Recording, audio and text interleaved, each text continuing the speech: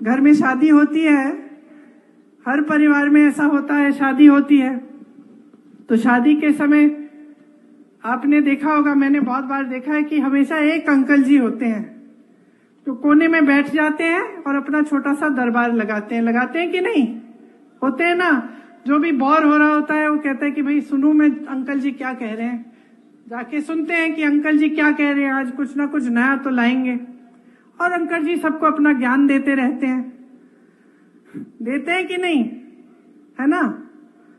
अब आप बताओ, एक दिन अगर आप ऐसे एक शादी में या कहीं भी आप चाय की दुकान में बैठे और एक ऐसे ज्ञान देने वाले अंकल जी बैठे हों और वो कह रहे हैं सबको कि सावधान हो जाओ, अब जब सरकार आएगी ना कांग्रेस की तो एक्सरे की मशीन लाकर तुम्हारे घरों में जो बक्से पड़े हैं और जो घरों में तुमने छोटा अपना बचत अपनी की हुई है या तुम्हारी महिलाओं के जो मंगलसूत्र हैं उसको एक्सरे से निकाल के ये सरकार चोरी कर लेगी और किसी और को दे देगी।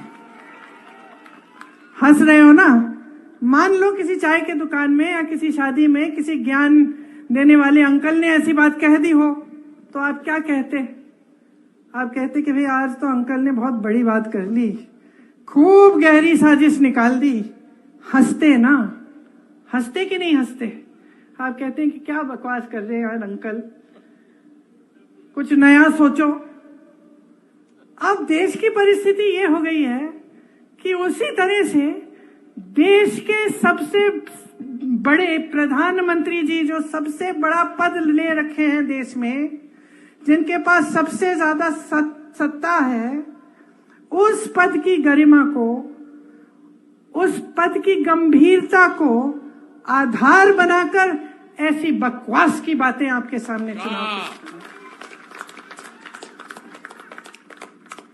तो वो सोच रहे हैं क्योंकि प्रधानमंत्री हैं, क्योंकि पद है, क्योंकि पद की गंभीरता है, वो सोच रहे हैं कि मैं ऐसे ही फिजूल की बातें करूंगा और पब्लिक सोचेगी कि ये सच है।